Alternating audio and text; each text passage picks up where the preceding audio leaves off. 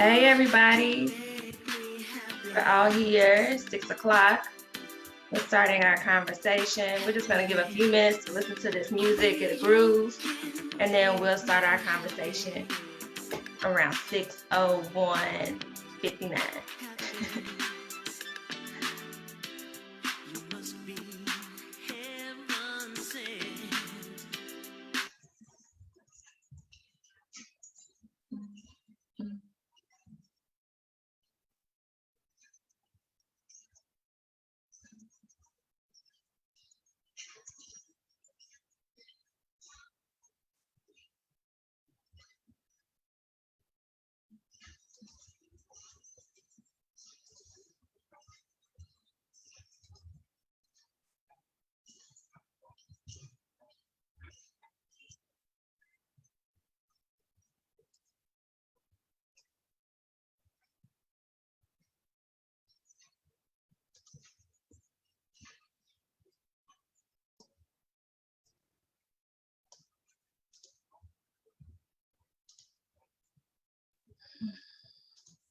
All right, here we are, y'all. Thank you. Welcome to our conversation with RPOP, our Black Wealth Building Summer Learning Series. What are cooperatives? What is a co-op? Welcome. We have a conversation that we're going to have with some dope people. We're going to get into the conversation soon, but I just wanted to introduce myself and introduce RPOP, introduce the Summer Learning Series, and then we'll get into the conversation. So I am Maya White. I'm the Senior Associate of Innovation and Research with the Cities United. Cities United is a national network of mayors, community-based organizations, youth, community-based organizations. And what we do is we gather with those organizations and try to do some facilitation and organizing around reducing gun violence and homicides between and among Black men and boys and their families. We do that with CU, and we are the incubating partner with Louisville Metro Government and Community Foundation of Louisville, and we create RPOP, which is a justice-based initiative here in Louisville, Kentucky. So this is our agenda. We're welcoming you. My name is Maya White. We have Teresa Sawacki. She is our executive on loan. She's our co-lead. She'll be in the comment section giving you all the links, all the navigation of some of the things that we'll be talking about today.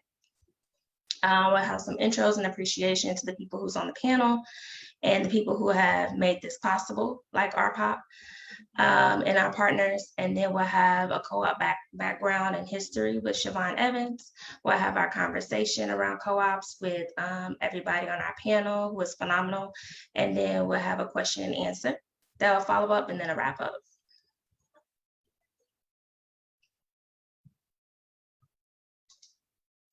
So RPOP is hosting this conversation. RPOP is known as Russell Place of Promise. It is a justice-based initiative focused on generating investments in the people and places that make Russell special. Our vision is to build Black wealth through investment without displacement. And we do this in a number of ways. We have a number of principles that guide us to grow, to create, and to build our communities with to reach Black wealth and to grow that. One of those ways is with community learning.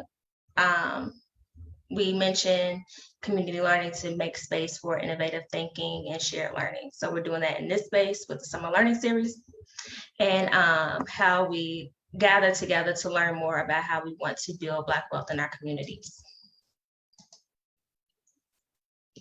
So our foundation in this Summer Learning Series, we've shared this in our last conversation about community land trust, but we're just going to go over it a little bit more today. One of them is Sankofa. Sankofa is an icon principle known from Ghana, an African country, known in Pan-African studies to go back to retrieve to your roots, to bring what's up in the present, to do what you need to do in the present by going back to your roots. And so we keep that as a principle here, as a foundation, as we're learning innovative and non-traditional things to go forward in our lives. We also go back to learn more about where we come from. Another foundation is community learning. So being in learning space with community together where we can think about new innovative ways of how we're doing new innovative work, taking risk in that learning and doing it together so you don't have to do it alone. Another foundation is innovative thinking. So bright thinking, new ideas that aren't so new. They're just familiar or unfamiliar, but have been done and thought about before. And it can be scary. So we want to just highlight that innovatively we're doing things together that are creative and require risk, and that we're doing that in this space. And that takes us to another place of what we will do in the community, in the summer learning series. And one of those things is exploring different layers of learning. So we can read, we can write, we can talk about learning, but there's other things that we can do as well. We can watch things, right? We can talk to each other in multiple groups and study circles. There's so many different layers we can play. And we'll talk a little bit more about that today, the different layers of learning, but the different layers of doing that as well. In community, we will take risk in learning. So what does that look like? We're learning about new stuff, innovative things. We gotta take a risk. We gotta get our feet wet in new waters. We have to be able to be creative and think outside of the box and not be afraid to do that. And so thinking about that as well as we're learning together in this space to keep it safe, encourage new ways of thinking and how to think critically. And then another one is being creative in learning. So just having fun with it, being creative, drawing, just allowing yourself to go big and go beyond what you may think that may look like to study and to be in community learning spaces together. And then the most important one is to do the learning, right? To do that in action. We can talk about it, we can play about it, we can be scared about it, but we have to actually do it and to see how that feels in practice. And so we want us to keep all of that in mind as we're thinking about our summer learning series and as we talk with the panelists today, and as we talk going forward, to take risks, to be creative, to do that. All those things in action, we can do that now by engaging in the comment section. And so Teresa will be in the comments answering any question, but she won't be answering the questions because we're going to answer the questions, but she will make sure that the questions get to us. And then the questions she can't answer, she will answer. So use that space in the comments to engage with us.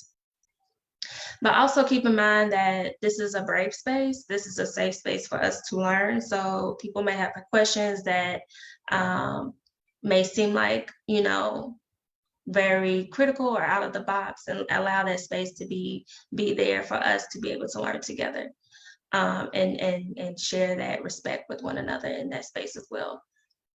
Okay. Also, just another note that this is live. So if you want to take space to walk away from your computer or your laptop or your phone, that this recording is always going to be available for us. So keep that in mind.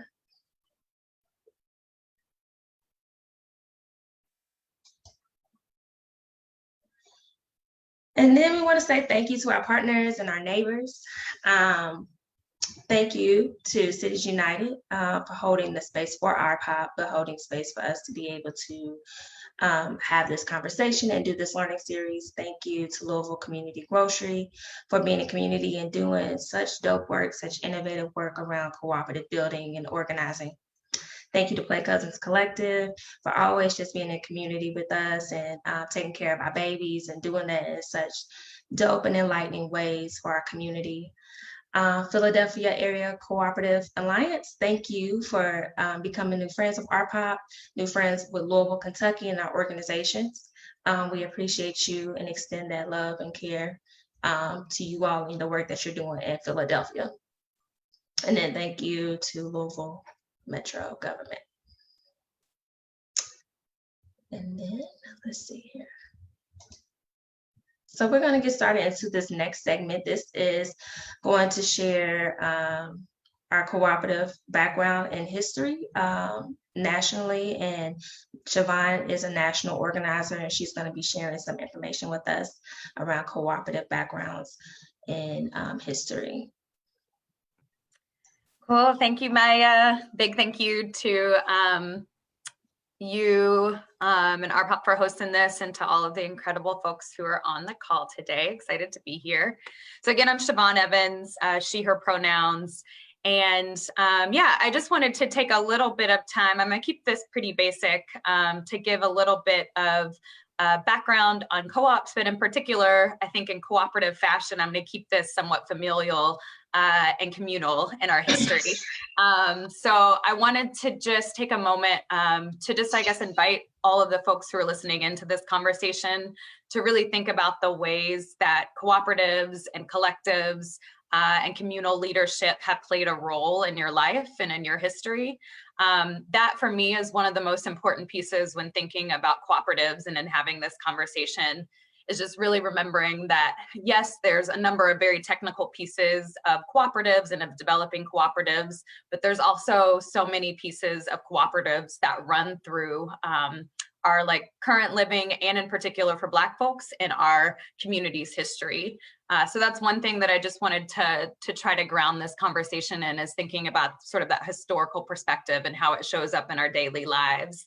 And for me, that looked like, as a child, some of my first introductions to cooperatives or to cooperative economics or collective sort of thinking in ways was with my father and his garden. So my father worked at a printing company here in Louisville for 30 years, and he would work often long hours, come home from work, and the first thing that he would do during the growing season was put down his stuff from work and go out into the garden, and he would work in the garden and grow lots of incredible things that our family was able to eat. We had lots of tomatoes, lots and lots and lots of hot peppers. We would have beautiful okra and blackberries. And throughout the season, he would take his extra harvest, in particular of his okra and blackberries, and barter those with our neighbors and with our family. So our neighbor, Mr. Amos, would barter his strawberries for my father's okra. And my father would trade his blackberries for my Aunt Emma's White Russian cake. And so that was one of the first things that I learned about Black folks working in cooperation. It's the bounty that we have, we're going to share with others to receive the bounty that they have as well. And so I saw examples like that from my father at a very early age, and then also saw it from my mother in her swaps for childcare. So we would often have my cousins and other family members and folks from our church whose children would be coming to my house, and then myself and my siblings would be watched by other aunties or other folks from the community. And so it was that swap of childcare and of services from parents to other parents that also helped me see the power in cooperation and working together. And so those are just some of the things that really come to mind when I think about co-ops and the history that it has within my own family, but then the history that it has, I think, with so many Black families and communities. And for some of the biggest, I think one of the biggest resources that I've been able to come across is for the history of cooperatives in Black communities is Jessica Gordon Nimhart's book, Collective Courage. So I'm sure a number of folks are familiar with that, but I would definitely suggest that if folks are wanting to learn more about Black cooperative history, that is an incredible resource and such a wealth of knowledge from Jessica Gordon Nimhart that folks should definitely check out. And then the last thing that I'll cover before I pass it on is just, we've got such an incredible group of folks here, which I'm super excited for us to be in conversation together. But you'll see from even just this panel today that there's a number of different types of cooperatives that folks can think about if you're looking to start a cooperative or join a cooperative. So there's one that I think a number of folks probably know about, which is a worker-owned cooperative. And that's a cooperative that's owned by the workers themselves. So the folks who are doing the labor within that business, within that organization, are co-owners and co-stewards of that business or organization. There's also producer-based co-ops, which again, we have such a incredible history of that within the Black community of like things like farming co-ops. So groups of producers who are coming together to share and swap and sell their products for the public or between each other. So those producer-based cooperatives like farming cooperatives are another big one. And then there's of course things like the consumer cooperatives, which would be things that you think about like with food cooperatives. So folks who are actually purchasing the products, who are having a stake and an ownership in a particular business. And then we've got things that are considered kind of a mix of all of those or a mix of a couple of those, which are hybrid cooperatives. And so those might be owned by both workers and consumers. So that's something that's also prevalent throughout the country. So just wanted to share that and also just share that, you know, we've got a number of incredible organizations here today and lots of other organizations who are doing some great work both across the US and across the globe. And just hoping that we keep in mind that this concept of cooperatives is definitely not a new concept. It's something that's been going on for generations. It's something that I think has gained a lot of additional attention here in the US, but something that's global and that has been going on for years and generations and is a deep part of community of color folks' history. So just wanted to share those few things, and I'm excited for us to be able to learn and share with each other today. Thank you, Siobhan, for sharing that information.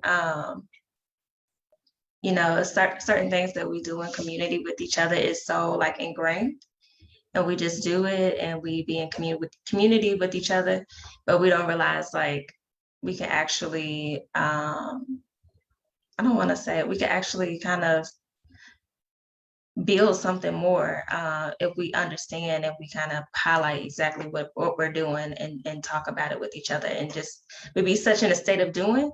If we actually come together and actually understand, organize and see what we're doing has so much value and so much purpose, so much more can come from it, even though more is from it. Let's get into introducing everybody so everybody can share what they know about cooperatives. All right, here we go. So we have our panelists here for our cooperative conversation. I would like to introduce Casa Herron. She is the co-founder and board chair of Louisville Association for Community Economics. Casa identifies as an abolitionist, community organizer, and creative writer, a creative and a writer. A proud Kentuckian, she has spent the past 2 decades working to transition the state's agricultural and energy economies from extractive energies to local and community-owned cooperative economies that advance equity and justice. Currently, Casa is leading efforts to open the Louisville Community Grocery and working on her first book project. You can also follow Casa on Twitter at Casa Speaks, where she shares a lot of her work and her insight. Welcome, Casa. Next, we have Kristen Williams. She's with Play Cousins Collective and Mazizi Homeschool Co-op. Kristen Williams is a homeschooling mother of 2, community organizer, village auntie, and playful soul. You can find Kristen playing in West Louisville's historic parks with her children or bird watching in her backyard. Her passion for children's programming and storytelling led her to found Play Cousins Collective with like-minded parents and extended kin in 2017. Thank you, Kristen, for being here, sharing your expertise. Next, we have Siobhan Evans, national organizer. Siobhan has worked on solidarity economy, cooperative economics, and food and farm justice issues for more than a decade. She is the former membership director and interim co-director of the New Economy Coalition, a national coalition of 210 member organizations building a future where people control their economies through a culture of mutual aid, cooperative and public ownership, and radical democracy. At New Economy Coalition, Siobhan worked with members to develop the first policy platform, Pathways to a People's Economy, featuring policy demands and organizing resources for cooperative, community-controlled housing, climate justice, and financial justice policy. She also previously co-led grassroots campaigns for both local and national food and farm justice organizations, helping to successfully change school food offerings and urban agricultural policies in national Tennessee, and as support for beginning farmer and local food programs in the federal Farm Bill. She lives in her hometown of Louisville, Kentucky, and she is a long-term friend and collaborator of Play Cousins Collective. Hey, Siobhan. Hey, cuz. And then last but not least, we have Dominique Pearson, the co-developer with the Philadelphia Area Cooperative Alliance. Dominique is a lover, a fighter, a sister, a daughter. They are a maker, a holder of space, a facilitator. They have been cooperating officially for almost a decade, working with folks across Turtle Island to develop co-ops for our collective liberation. Some of their partners whose work you may recognize include Red Emma's and Piscataway Way Territory. I hope I'm saying that right. Baltimore, Maryland, Earthseed Land Co-op, and Okanichi Land in Durham, North Carolina, as well as the international organizations, New Economy Coalition, COFED, and Mutual Aid Disaster Relief. In the rest of their life, Dominique is an herbalist, root worker, and an urban grower born in Tacna lands on the West Coast. They offer plant medicines and mutual aid to their fam in South Central Los Angeles and beyond, doing ritual and dreaming freedom dreams. Welcome, Dominique. Dominique, please correct any of those names as you speak to pay respect to those that you mentioned in your bio. I welcome you into this space. I'm about to show your faces. I absolutely love sharing you all's bios. So inspiring and dope in the work that you're doing. Thank you for being here. So we're gonna get into this conversation.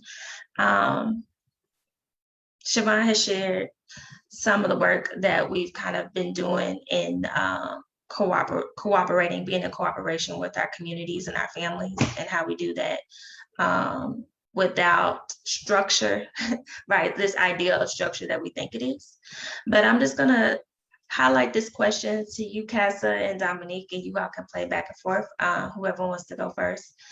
But I want to start off with, what is a cooperative? And can you share the type of cooperative you use in the businesses or in the models that you use with the work that you do, and the one that you are most familiar with? But first, what is it? What are we talking about?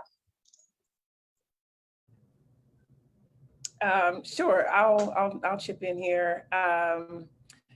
Plainly, a co-op is a business that's shared ownership with multiple parties. There are, as Siobhan mentioned, there are several different kinds of co-ops. The co-op that I am working on is a multi-stakeholder co-op, meaning that there will be consumer owners of the Louisville Community Grocery, and there will be worker owners. Right now, we have a board that is made up of all consumers. We don't have a business. Well, we have the business. The business isn't operating, so we don't have workers. But a third of the board will represent workers, and we'll have workers on the board. And so what that does is it really allows the workers, once they're vested, I think a year into the business, once they've worked a year, then it really gives them ownership into the business. And I for all of us who have worked for a company, who have had a boss, oftentimes workers are left out of business conversations. And oftentimes workers have the most insight as to how companies should move and move expediently to really become successful. So it was really important for us that we had workers represented on the board, so that we had these two different stakeholders that can really look over and shepherd the business. A grocery store business operates on a very small profit margin, and so it's really important that we had as many people in making decisions on the business, is the way in which we set it up. Dominique. Yeah, thank you for pointing out the importance of like workers, because I think that's one of the more important things. Like for me, I think one of the most um liberatory, important, like freedomy parts of co-ops is that they allow ownership to be centered with the folks who are doing the actual work and who are really being affected by what's going on. And so the folks, so in a worker co-op, right, the folks who are doing the actual work, sorry, I have a cat. The folks who are doing the actual work are the ones who are the owners, right? You have in a producer co-op, the folks who are actually doing the production, who are putting in the effort of growing, are the ones who own the co-op. And so I think a thing that happens sometimes in consumer co-op spaces, right, where workers are not in ownership class, is that folks can really lose that aspect of who's really doing stuff, right? Who's really affected by what's going on? Whose livelihood is at stake here, right? Like it's really important that communities get access to fresh food and that they have a say in what's going on, right? Like all of those processes of democracy are super, super important. And I think the most important thing is always, right, whose livelihoods are really at stake and how do they have a say in what's going on? And I think as long as a co-op holds that as its baseline, then I think then whatever form springs from that is usually works really beautifully. Communities have come up with all sorts of cooperative solutions to issues, right? We have the standard worker co-ops, consumer co-ops, producer co-ops that Siobhan and folks have talked about. But there are hybrid co-ops, right, where you can combine any number of those things, like Cassia was talking about. There are just sort of collectives who are more informal, who engage in that bartering culture, right, that Siobhan alluded to. Like there are so many ways for us to use cooperative concepts to get our needs met, right? And as long as I think as we're centering the folks whose needs need to get met, I think that's often the most core part that folks skip over a lot. So thank you for bringing that. Kristen, Siobhan, y'all want to add?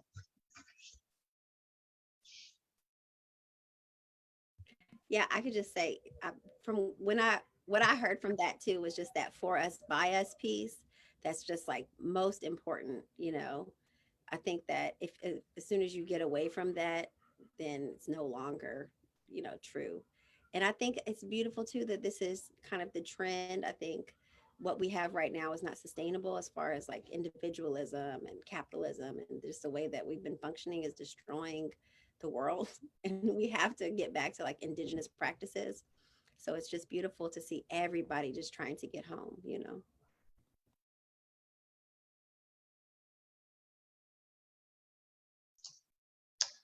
Thank you for sharing that. That goes perfectly into our next question. FUBU, for us, by us, and understanding centering our needs. The next question I want us to answer is, what are some of the working values and practices that are central to co-ops? So we talked about centering ourselves, centering our families, and making sure that our needs are met. What are some other values and practices that are central to cooperatives? This is for everybody.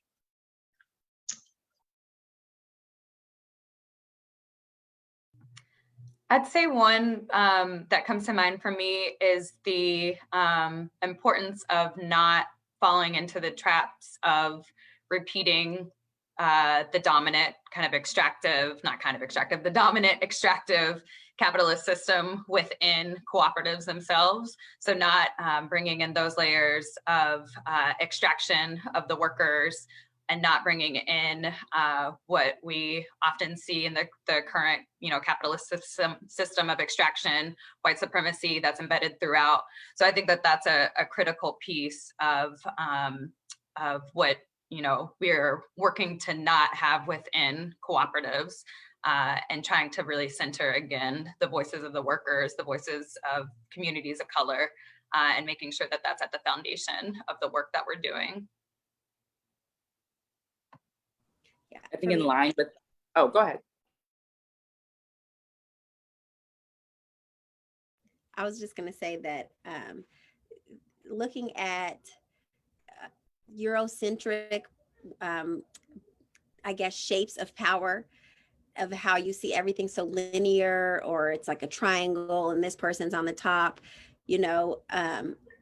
For us, it has to be circular. So like my son is always, because he's coming up and watching cartoons, so he's always like, who's the boss of Play Cousins? Who's really the boss of Play Cousins? You know what I mean? And I have to tell him there are several bosses of Play Cousins. You know what I mean? And you shouldn't be able to come into a cooperative space and know, in my opinion, you shouldn't, you know, everybody should feel like a boss. That's the whole point of, like, you know, we own this together, you know. And when what capitalism and like what our society like loves to do is point out people in the movement, and those people have to be perfect. You know what I mean? And that's how they continue to take us down. And so it has to be, all of us have to understand that we have to get there together. You know, it can't, none of us, if you take out one of us, there's a whole army of us behind, you know, that person. So I think that's one of the values that we hold dear. In alignment with that, and I love that you're talking about your kid, because I think bringing children into it is so important. Like, I think that education aspect is really important in co-ops, because I think one of the things that that top-down hierarchy really leverages when it comes to folks lack of education, right? Like, folks don't know how to read financial statements, right? Folks aren't comfortable talking about money. Folks don't know the processes of X, Y, or Z. And that's how, you know, you don't know the bylaws, you don't know the policies. And so that's how folks are able to make decisions over your head and get over on you and do things like that.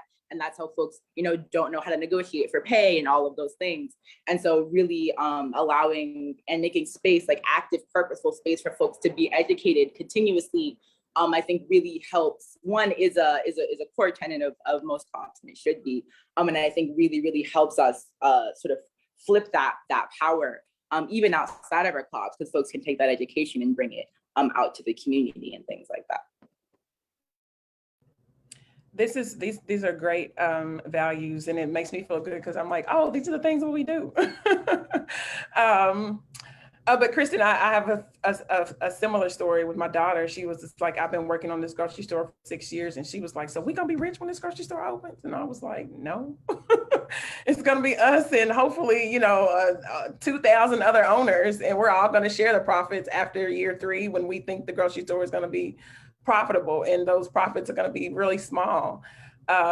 And she was like, well, dang. Actually, I think the question was, is your name going to be on it? And I was like, no, it's going to be the Louisville Community Grocery. But I shared that to say that there's shared responsibility and there's shared ownership, there's shared success. So no, it's not just one person's grocery store, one person's business, is that we all share in that responsibility, and learning is a big part of that, Dominique. I consistently tell people, well, go to the Google Drive and look there, because it's not, you know, we all have to have the shared responsibility to learn and do. Another thing is trust. It's been trusting and sharing. When we started learning. We started calling people across the country, calling a few folks across the state that we knew who had successfully done this or at least tried. And we have not met anyone who's told us no in the co-op space, that no, you can't have that. No, I don't know anyone. It's always yes, yes, yes. And what more do you have?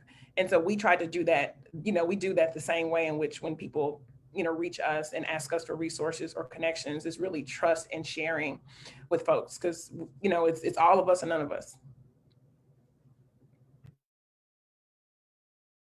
Can I have one more thing of that?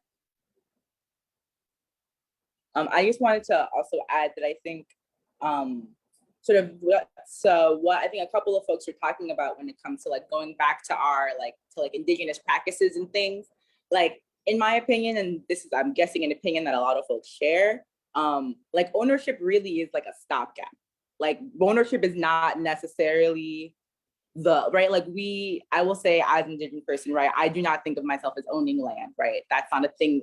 Land is a living thing. Resources are living things, right? Water is a living thing. Plants are all living things. We cannot own them. But I think what the goal, the larger movement goal, I would hope, I think, is really bringing autonomy back to folks, right? Bringing independence back to folks, allowing folks to really have the power and the capabilities to, like, make decisions for themselves in their own life, right? Like, you need this thing, you know where to go get it, and you can access it, and there's no problems, right? There's no weird red tape. There's no person you have to ask permission to. You just have access to things that you need, and you can go about your life, right? That's like the whole goal. And this ownership piece, I think, is really like, right, the idea of like, oh, are you going to be rich? Oh, is your name going to be on it? Like, no, the goal is not necessarily for this to be like a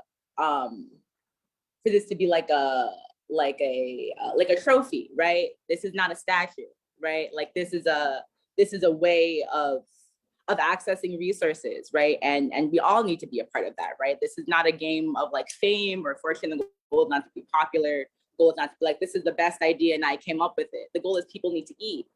And so how do we make that happen? And so focusing on that, and making sure that that, like everyone said, like folks are really engaged. There should never be an easy answer to who's the owner. Like folks said, right? If you can walk into a co-op and you ask who's in charge and someone points to a person, like, that's not really a co-op. And so, yeah, I just wanted to add that. Yes, I love that, Dominique. Thank you for that. And something that came to mind after you said that is something that I know Kristen and Play Cousins talk about a lot. And Kristen, it looks like you're sitting in front of a quilt today.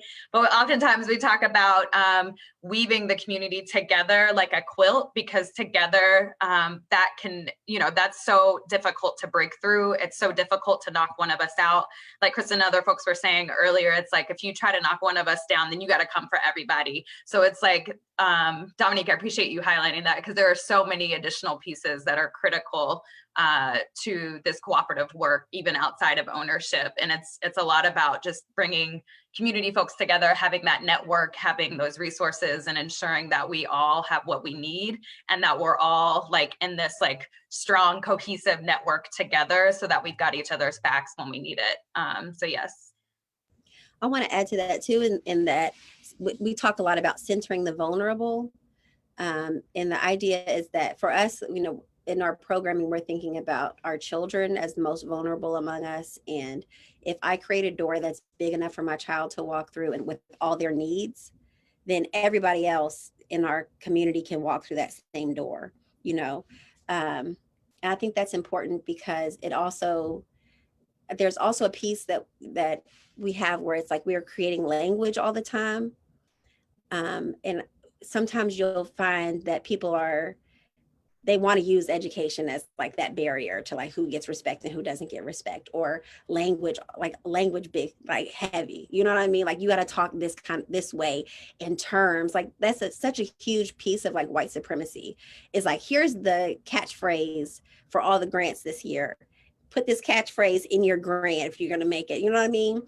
And it's just like, that's annoying.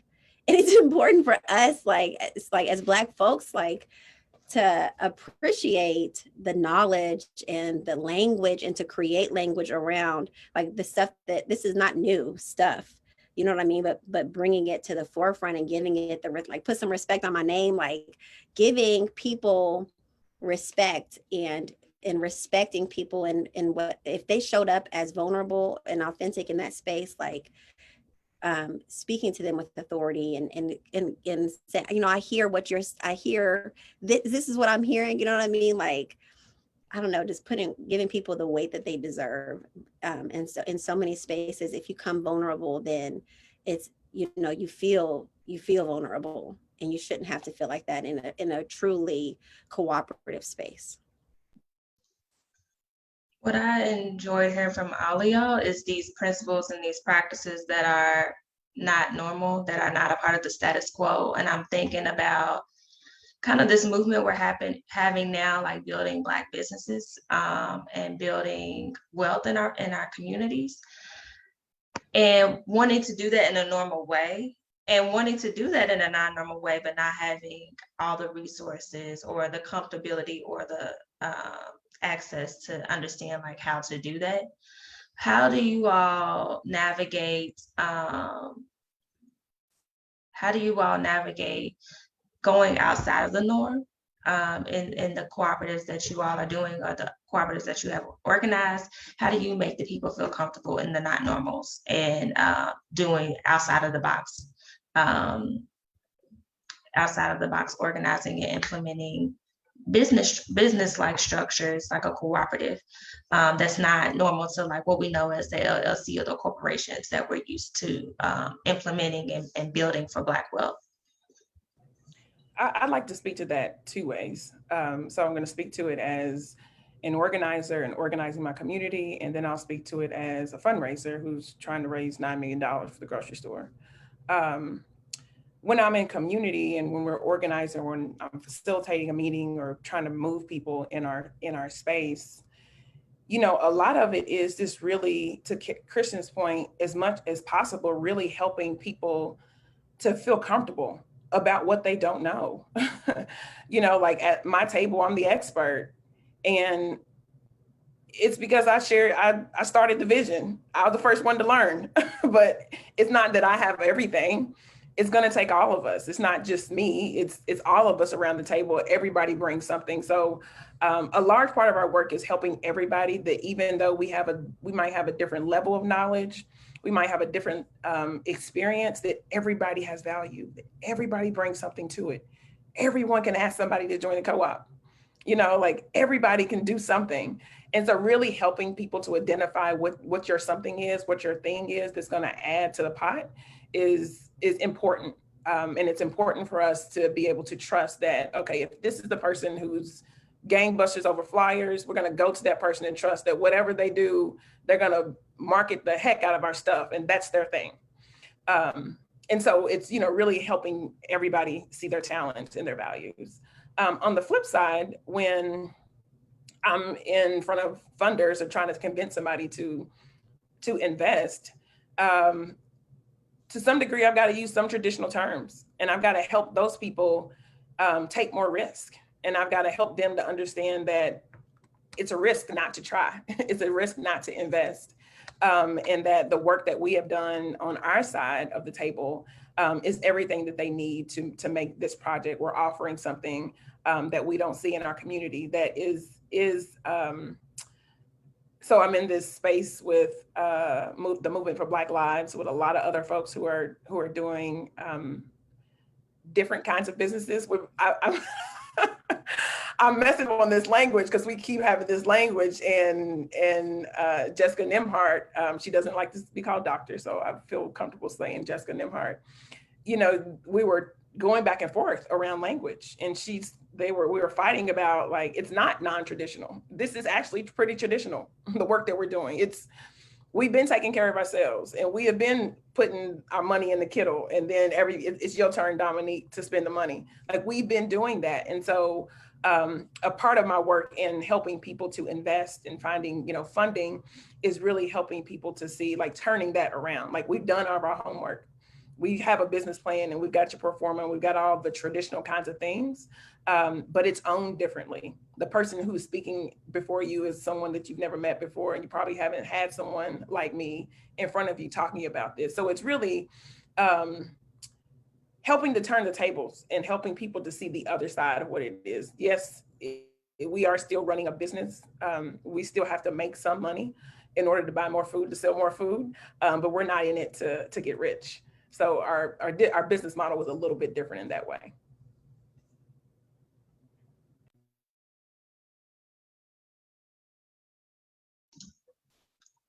Thank you for sharing that. I guess that helps go to the next question, thinking about the co-op worker owners. Like, I know people in the chat, if they're even talking, are like, well, what about us? Like, the people who are going to be working and owning or producing and owning or consuming and owning. How are their voices included in the development, implementation, and management of cooperatives? How are the structures of cooperatives including their voices?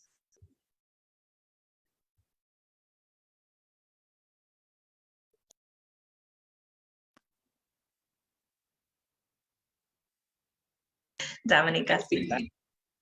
You know, what's there? I mean, ideally, like, workers in a worker co-op, those are the central voices, right? Like, ideally, all structures are created with those folks centered in mind, and those are the folks who are driving the conversation, right? When we think about, and that's even part of part of what PACA does, right? When we talk to folks who are like, hey, I can do this thing. Like I'm a yoga teacher, right? Like I'm a yoga teacher. I'd be out here teaching yoga. I want to start. I got like 4 friends who also teach yoga. Like I want us to start a yoga co-op. We're like, cool. Where are your 4 friends? Why don't we talk to all of y'all? Let's make sure all of you actually want to start this co-op. Let's make sure all of y'all get to have a voice, and let's make sure all of y'all are actually on the ground floor so that everyone feels like they created this, as opposed to feeling like someone else created it and I'm just hopping on the bandwagon. And so the actual, I think folks have already brought this up, but like the process of actually creating the co-op is so important, right? It's not just the structure, it's not just the end goal, but it's the actual how do we even do this, right? Making sure that that worker owners are, again, like the first folks who, the folks who are asking the question should be the worker owners, and they should be the first to answer. Right, and then they should get input from like all like other constituents and whatnot. But like if the co-op is primarily like a worker co-op, and like that's what's being done, y'all shouldn't have to fight for your voices to be included. And if you do, then like y'all's ownership policies are not are messed up, and you need to fix that.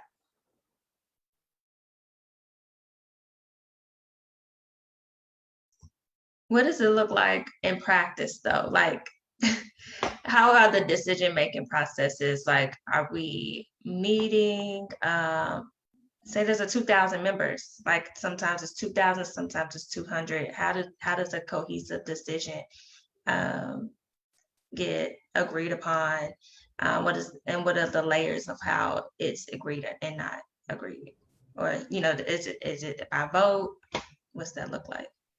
I will share, I'll pull back the veil a little bit from LACE and LCG. So LACE is the nonprofit. So LACE is like the PACA in Philly. And then the Louisville Community Grocery is the business that we're helping to incubate. And so the way in which we really organize our work and set up our work is that LACE has its own board and LCG has its own board. LACE has a board member that sits on the LCG's board, so there's communication back and forth. And then we have an MOU that dictates how we work together.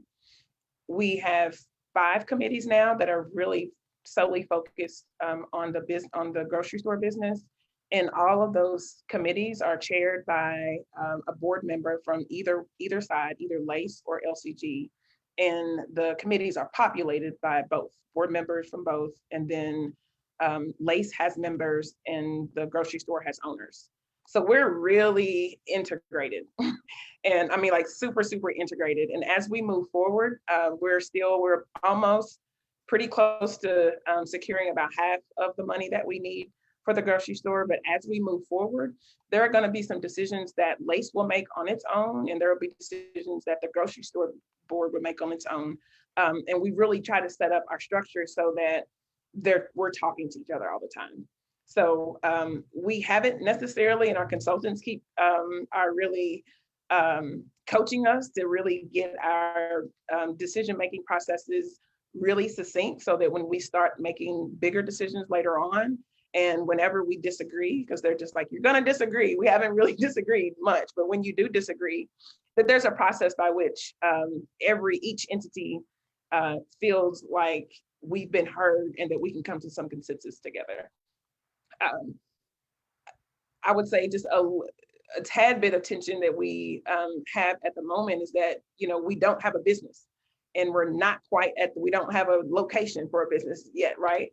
And so most of the work that the owners of the grocery store will be engaged in is what happens within the 4 walls of the business. And we're just not quite there yet.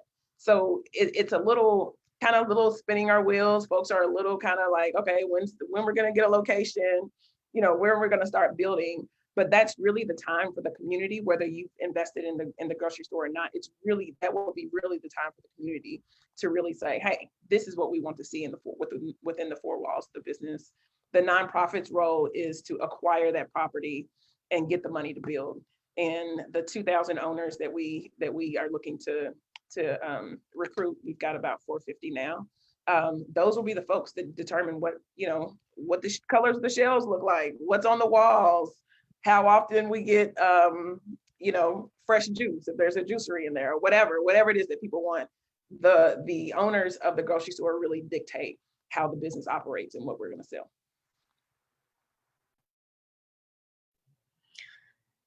And one thing that just comes to mind for me, and Kristen, I think you could probably give a lot more detail than I'd be able to, but Mzizi comes up for me when thinking about some of those like specific details of cooperative meetings. I know that the parents of the homeschool co-op come together several times throughout the year to help to make decisions about the cooperative. So there's both kind of that consumer side of decision making collectively, but then also from the workers themselves, so the folks that are leading the cooperative. And then I think just generally throughout Play Cousins programs, it's the work that's done is led by both the folks who are working there, but also based on the folks who are in the community who are, you know, would be considered technically, I guess, the consumers of Play Cousins work. So it's folks able to kind of pitch their thoughts or their ideas about what they want to see coming from the organization and what kind of services they might need or services they might want to lead for the community. So I think there's a lot of like meetings that happen through that, some collective decision making that happens through Play Cousins, but in particular, I'd say with the programs and in particular Mzizi. Yeah, I think there's this thing with Play Cousins Collective. It's like people, we're getting better at creating like a formal membership, because that's definitely needed. But also there's this thing of just like, you come around a lot, you know what I mean? Like you just start coming around, you come to events, and then, you know, you might mention that, you know, I need to learn how to drive, and not being able to drive is keeping me from getting the job that I want, or, you know, all these other things. And then you hear, oh, well, I also don't know how to drive, or, you know, so, and then it becomes, okay, we hear the need, and then we're able to live. Well, if you are the one who doesn't know how to drive, can you like help it? Let's organize something. You know what I mean? Everybody that leads a program in Play Cousins Collective also benefits from that program that they're leading. You know, I need Play Cousins Collective. My son and both my kids are like in the other room right now. You know what I mean? With auntie, like that. That's what makes it work. Yeah, and that's what makes it just so beautiful. And I think that what I'm seeing too, I don't know who I was talking to the other day, but it's like we just keep on trying to recreate the village in all of our organizing.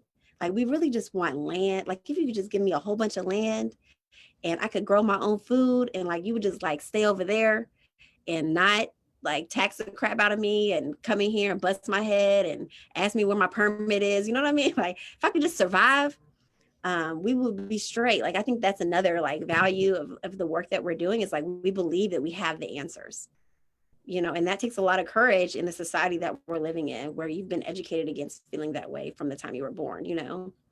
But start like that. We said trust. That's a huge piece of it. Like just trusting ourselves and our people. I could go on forever because this is my stuff. The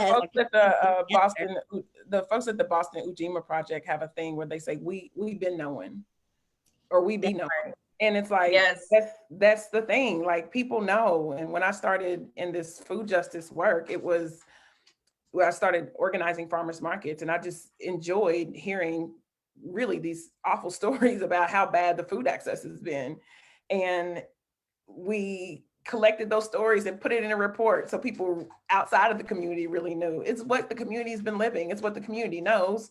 But the report was sort of groundbreaking because the rest of the community didn't know, and the rest of the state didn't know that folks in West Louisville had such a problem getting access to food. So yeah, it's all about the stories and us sharing. We know what's up. Sharing what we need, sharing what we want, sharing what we have, sharing our voices, and doing that to build the co-op or to build community. Another thing I want to highlight is we can use our voices to build it, but also voices to build what the wage is going to be, like how we pay for our lives, our livelihood, the benefits that you all offer in the cooperative. The worker owners have say in that. What are some other things?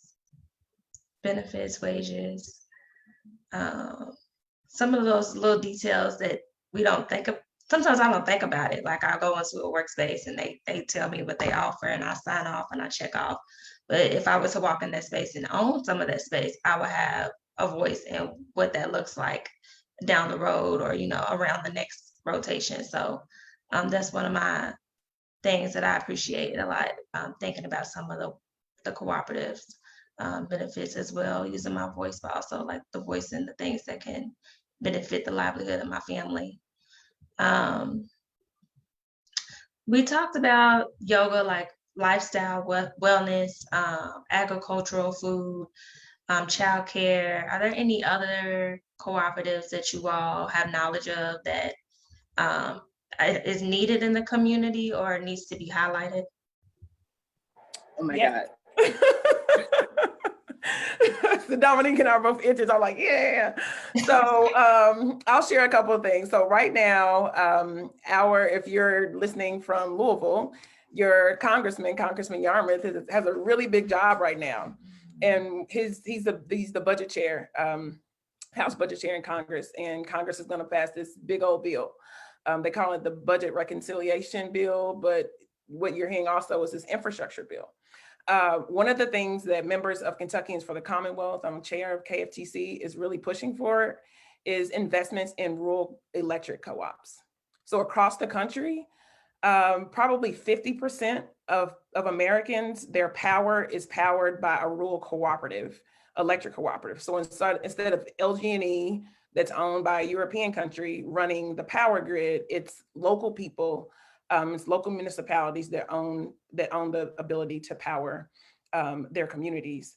And right now, a lot of those, I'm going outside of my area of expertise, the things that they have, the power companies or facilities are old and they need to be replaced. And they need to be replaced so that we are powering our communities with clean energy. And it costs a ton of money. So right now, Congress is debating whether or not we're going to invest in those rural electric co-ops that are in communities across, they're in communities across Kentucky, a lot in the South, whether or not they're going to get money to invest into really upgrading their power grid. So that's one that people don't really think about. Another that we've been approached to help start a few other cooperatives. We're talking about like telecommunications. People who live in West Louisville often pay for internet and the internet sucks. There's a national company out of Brooklyn called People's Choice, and it's a cooperatively owned internet provider. Spectrum employees got upset. They went on strike. They started their own business. Another one that we are also thinking about is we want to be able to deliver food to people who use SNAP benefits. And right now, it's not even legal for us to do that. And so we are trying to comb through regs, trying to talk to folks in Congress, again, to see if we can change some of those regs, folks in USDA. But we want a local cooperatively owned delivery service to complement our grocery business. So those are just a few things. I've known of some folks in Cleveland called the Evergreens Cooperative that they make solar panels, they grow indoor greens, and there's another third business. But essentially, I think the co-ops are the answers for anything that we need in our communities that we don't have. We can start a cooperative business to fill that need. And Dominique. Yes, just like absolutely seconded to like everything that you just said. Like energy co-ops are so big. Like I think the concept of like co-ops are like really analogous to like like folks used to call like the commons, right? Which was like, we all share these fields, right? We all share this land, like we all share this thing because we all need this thing. So like, in my opinion, like all resources that everybody needs could be co-ops, right? Everybody needs food, everyone needs water, everyone needs housing. All of those things are cooperative and are great places to start. Housing co-ops are like a really, really big thing right now, I think, especially in urban areas where housing is like really difficult. I'd say in rural areas also producer co-ops, like especially for like Black farmers who are like small farmers who are trying to leverage, whether that's against like other companies or against like for policy's sake or even just to like have a large enough market, right? Like producer co-ops where like lots of different folks will like, you know, we'll grow different things and tell them under the same name, or we'll all grow a bunch of things. Like in LA, we have a South Central like food farm that has a farm, but they also collect produce from all the different like folks who grow in their backyards, and they sell that food across the city. And so I think all things that everyone needs, I think are really good like co-op opportunities. But I also wanted to point out that like, and I don't know who's on Facebook because I'm not looking at Facebook, but like I'm hoping there are a bunch of Black people in this space probably because it's Louisville, but like people love to come up with like wild ass co-op idea that like no one needs, right? Like if you are a white woman living in a neighborhood full of Black people, you probably don't need to start a yoga co-op. They probably don't need that from you, right? Like if you live in a town full of rich people and they all happen to have like, oh, they all have nut trees in their backyard. Let's start a nut brittle co-op. They don't need that. That's maybe cute, right? That gives y'all something to do, but does that really solve anyone's actual problems? No, it does not. And so like making sure that there is a real problem that you are actually solving and that multiple people really need you to solve that problem is super important. And it's wild to me that like, right, that seems like for a lot of people that seems very obvious, right? Because people have problems. And so why would we waste our time not solving them? But sometimes people be having ideas. So I just need to put it out there for my own sake, because people have been bringing me all sorts of wild ideas. Like if the idea really only benefits you and like your 6 homies, like maybe you don't need to start a whole business out of it. Maybe that's just like y'all do something together. Thank you, Dominique. For real, no, that's real. Anybody else want to add to that question? Any other, we talked about this a little bit, Casa, construction companies, will work together. Yeah, just really pulling folks who are in that, you know, in the development business.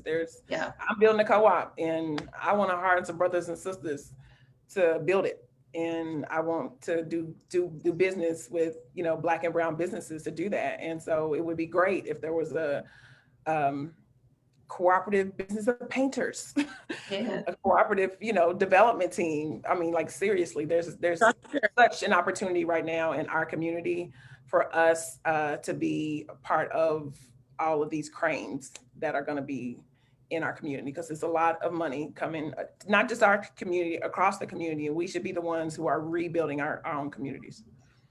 Mm-hmm. And there's a beautiful example, and I cannot think of the name of them, but it's a group of Black folks who work in the DMV area, so like DC, Maryland, Virginia, and they do cooperative construction work for like outdoor spaces for things on farms where folks need new structures.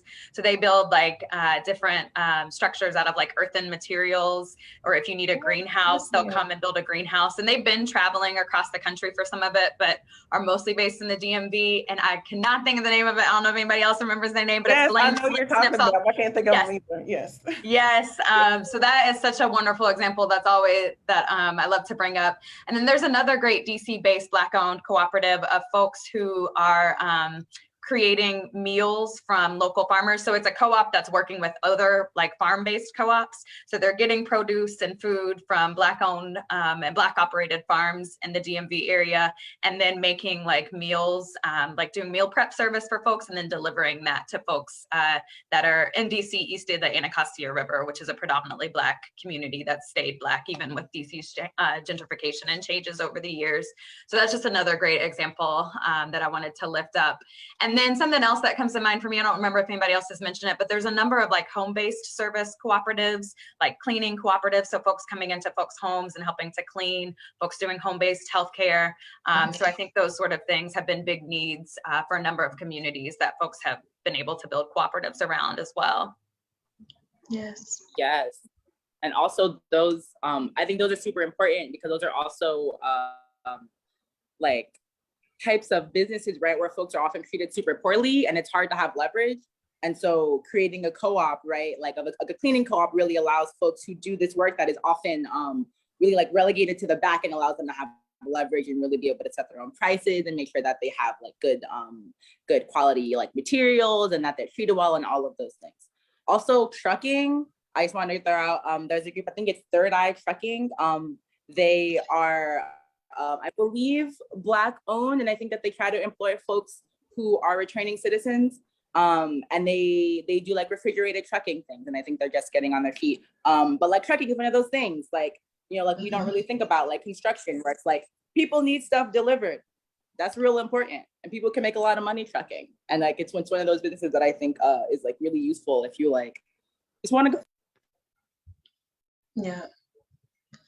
All of those spaces where Black and brown folks are highly populated as workers and are being exploited, we can make a cooperative and own it and do it with our needs at the center and our identities and our voices at the center. Thank y'all for sharing all of those. Home health care, senior care, care work. We had that conversation too. Thank you. Let's get into one more last question that we can go into the question and answer. How do cooperatives build wealth, or how does your cooperative define wealth for their members, and what benefits come from being part of a cooperative? I just wanted to, after this question, there was a question in here about cooperatives and land trusts as partners. And I wanted to hear Dominique speak to that. I had some thoughts, but I just wanted, or if Siobhan, if either one of them wanted to speak to that after we do this question. Okay, yeah, I want to get into the question and answer. Okay. Right after. Then we can make this short. I was just gonna say that. Let me forget what I was going to say. I was going to say that wealth is for us just being insulated from systemic oppression. So, you know, if I'm so connected to my community, I know all the different, you know, squares in the quilt, that I can have all my basic needs met, then I'm wealthy. Mm-hmm. And if I have knowledge that, so I need that part, and then I also need to be able to pass down my culture and the knowledge that we have as, you know, to the children, so that this continues on.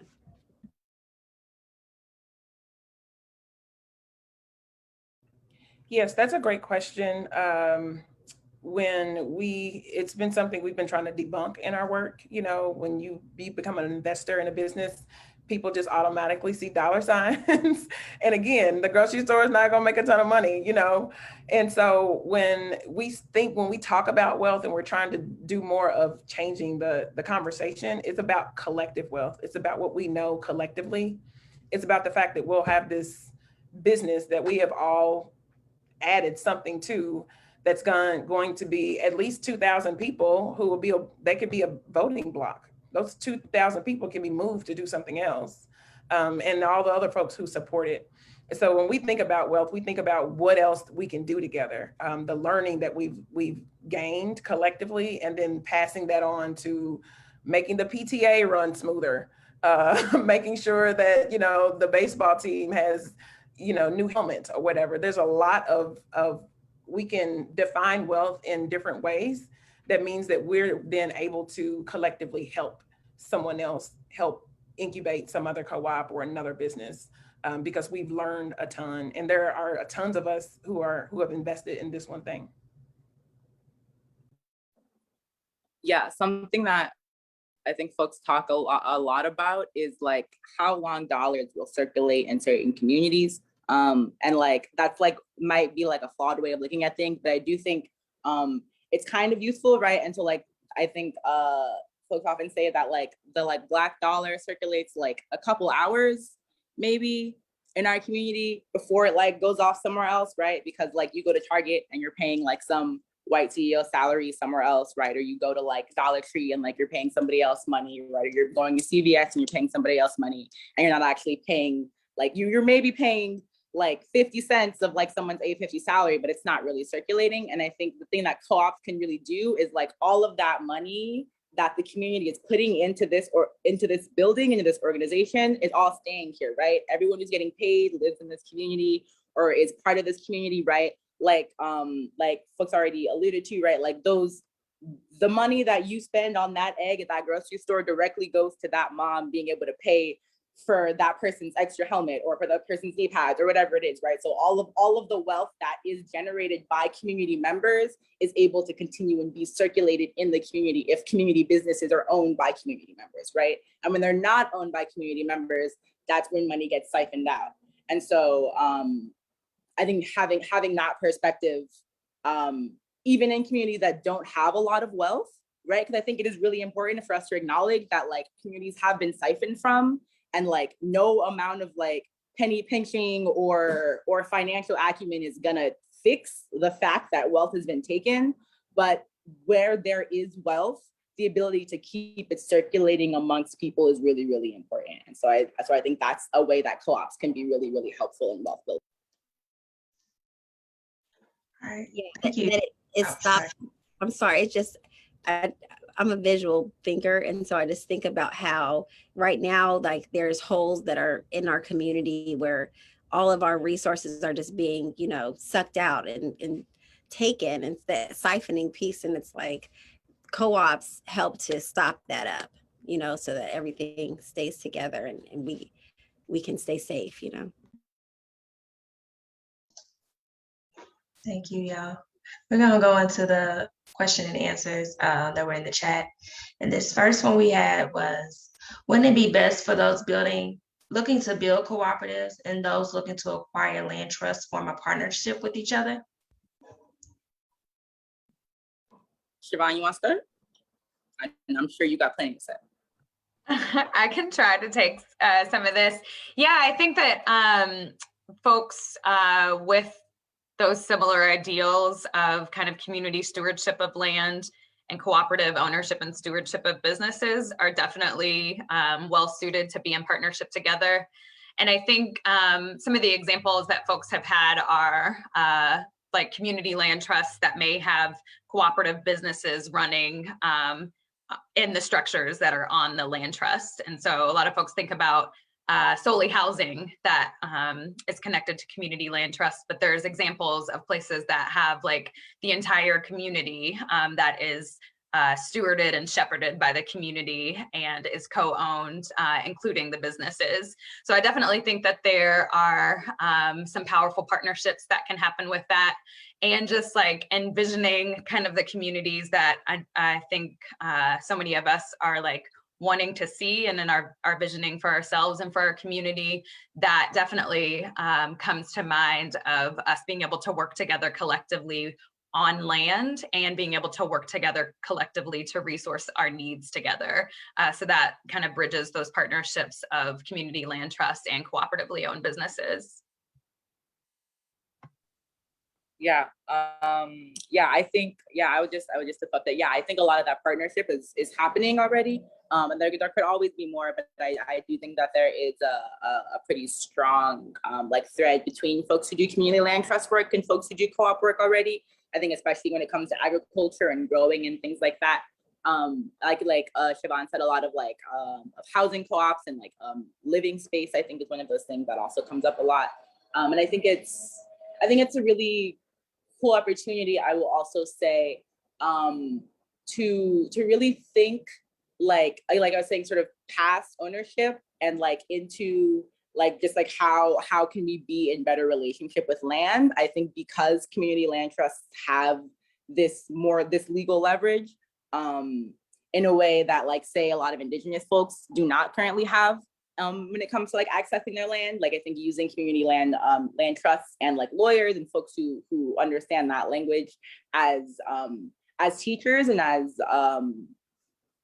not connectors per se, but as just like part of a holistic strategy for bringing together like different community constituents, right? Sort of around this idea of land. I think community land trusts are a space that I hope sort of continues to try to hold all of those parts, right? Like I think there's a responsibility with folks who like do community land trust work and spaces that do community land trust work to really try to make those inroads, right? Because it's still not freedom, right? Like at the end of the day, people will hold a lease for like 99 years, right? That feels like forever to you, but that's not actually forever, right? That actually means like your kids might not be able to keep it their whole life, or your kids' kids might not be able to keep it their whole life. And so I think so land trusts are not the whole solution, right? But I think they are a space, like I said, where that has power, where we can really leverage conversations, right? And talk about policy and things like that as well. I'll just add that we sort of are creating a land trust on the acre that we're going to get.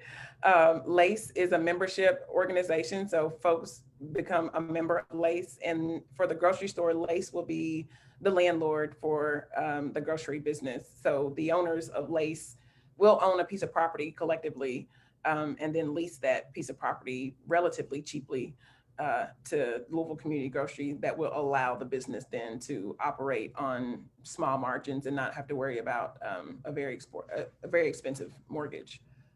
So we're sort of our first property will be on a community-owned shared piece of land as well. Well, congratulations. That's good news to know. I guess that goes into the next question a little bit. There's another question that came from the chat, the comment section. And it was, what type of questions do you hear most from residents interested in cooperatives? What do you hear from those who are more apprehensive?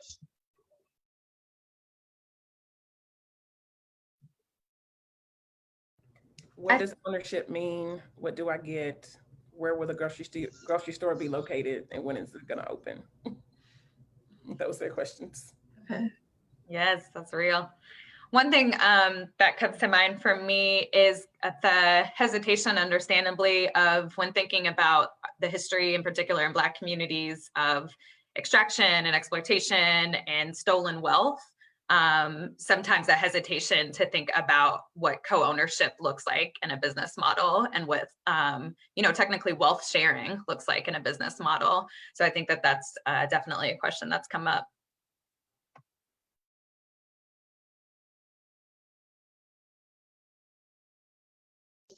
All right. Thank you for sharing, everybody.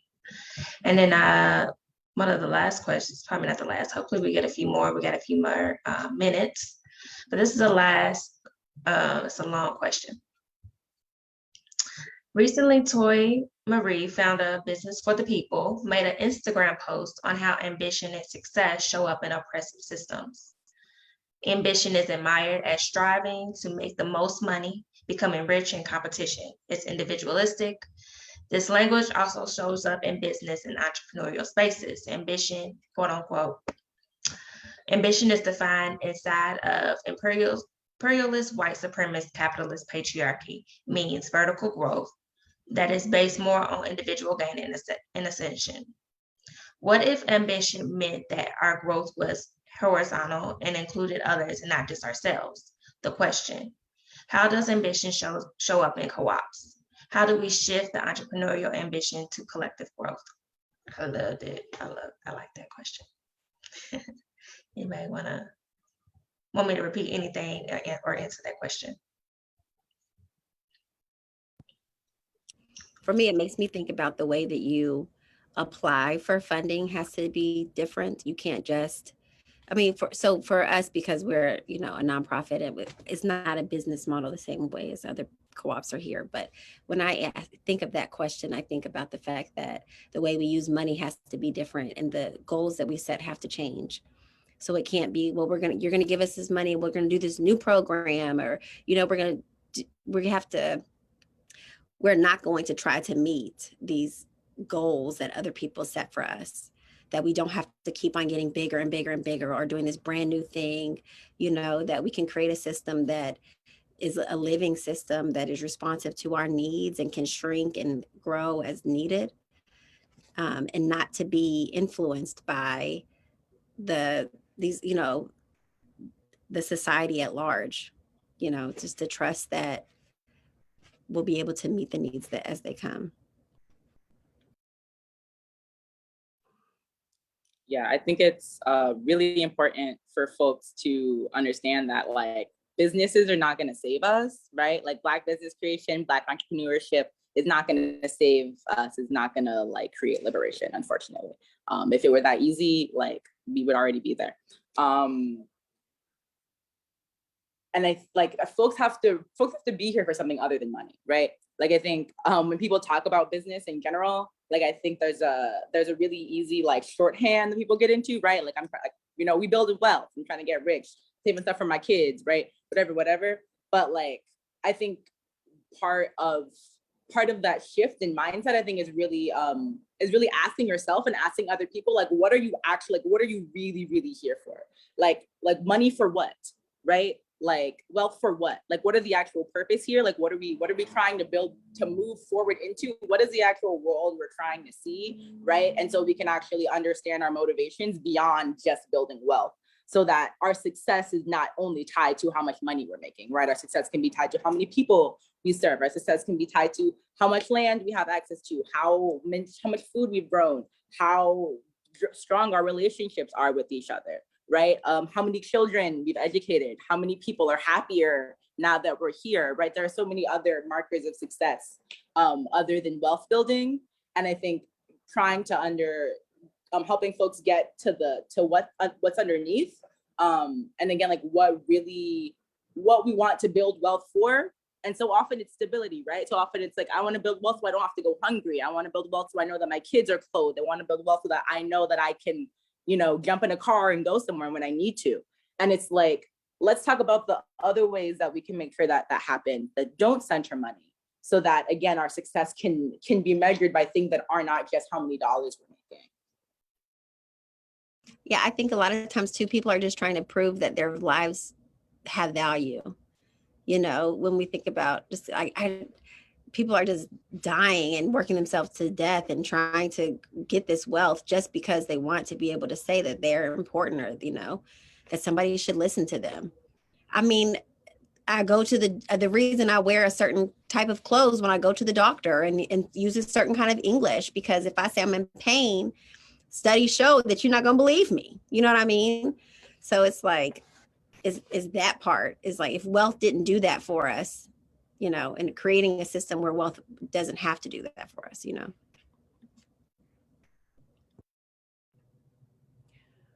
I would say my personal ambition is for us to open a thriving business that competes with Kroger.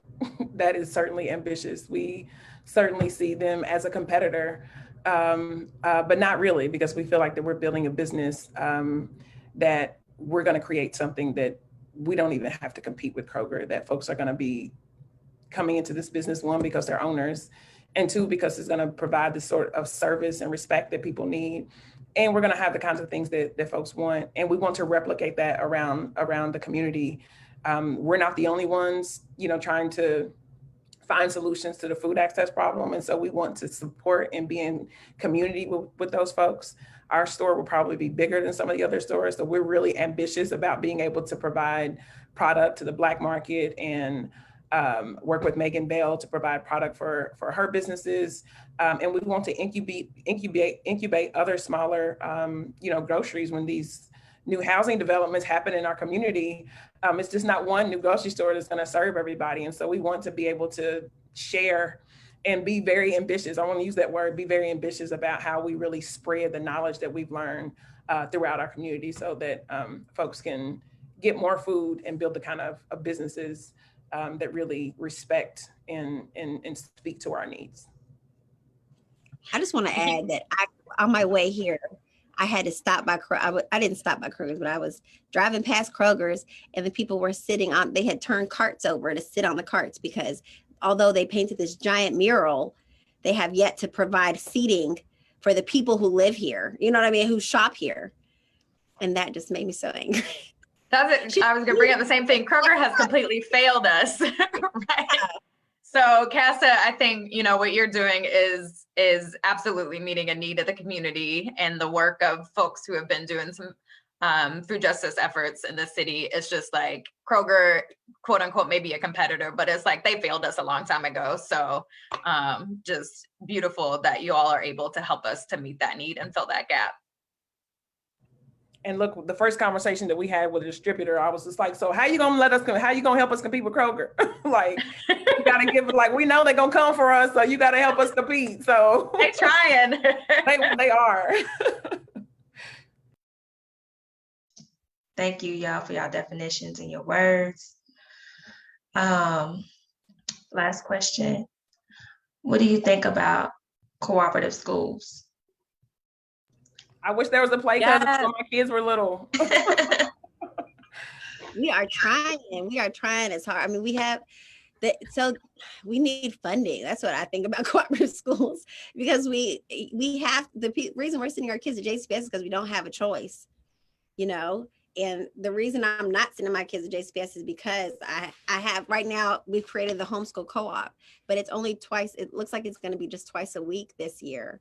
And it's just really difficult because parents who have their children have to decide, okay, well, what am I going to do for the other 3 days? But I don't feel comfortable having school 3 days or every day because we don't have the funding to pay teachers who have the degrees. And you know what I mean? We need funding to be able to support and pay educated teachers. We can do like an art class. I can get people who will volunteer to do electives. But when we talk about getting like coding and, you know, math and sciences, you know, we deserve those things, and we have to figure out a way to get there. But right now we're running into the wall of, we need the funding to provide that. So I'll push mute. And if y'all have ideas, I'm ready to receive. What's the number? What would it take to open a pre-K to 6th grade?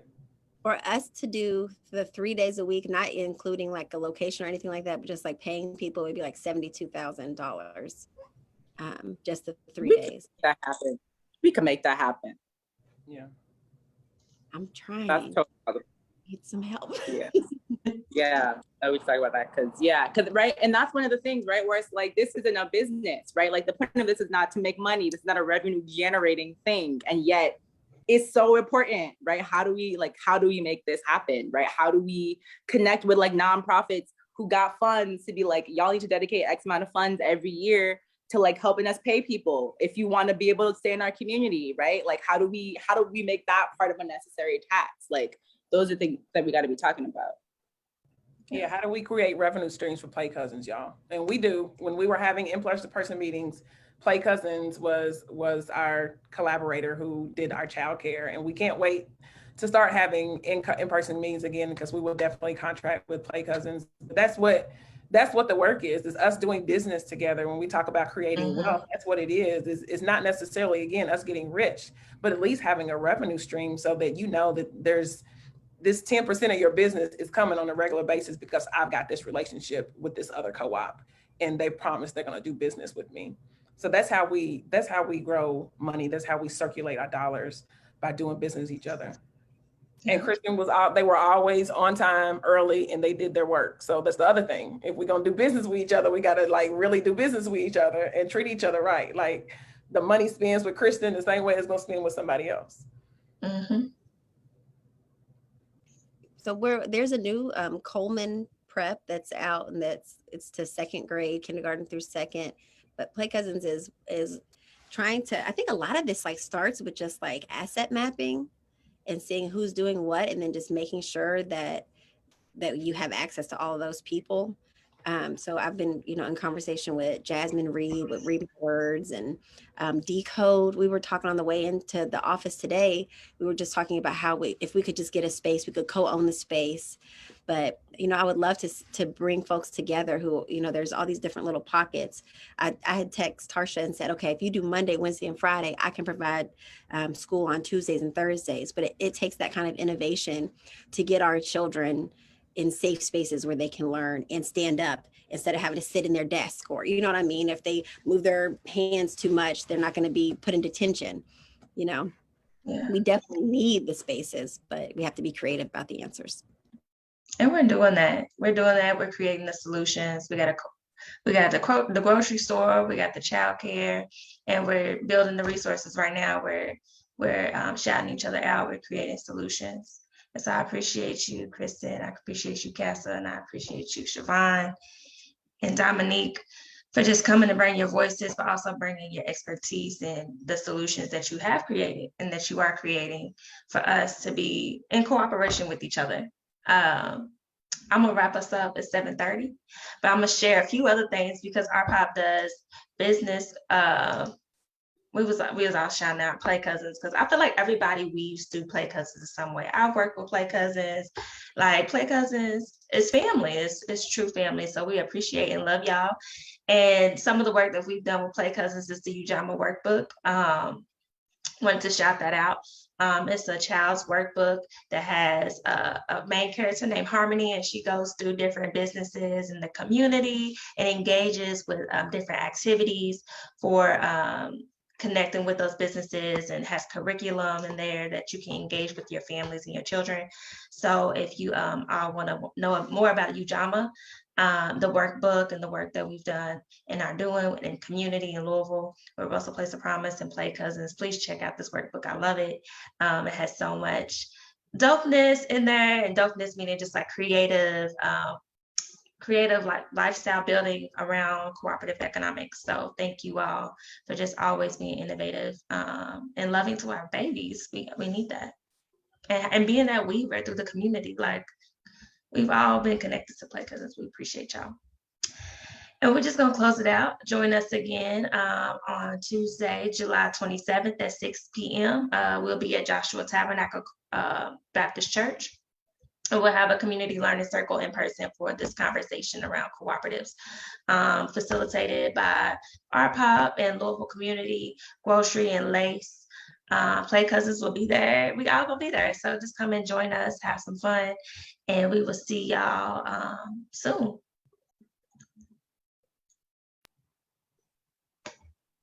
Thank you. Bye, y'all. Thanks, everybody. Good to see y'all. Good to see y'all. Nice to meet you and hear from you, Dominique. Bye, everybody. Bye. Take care.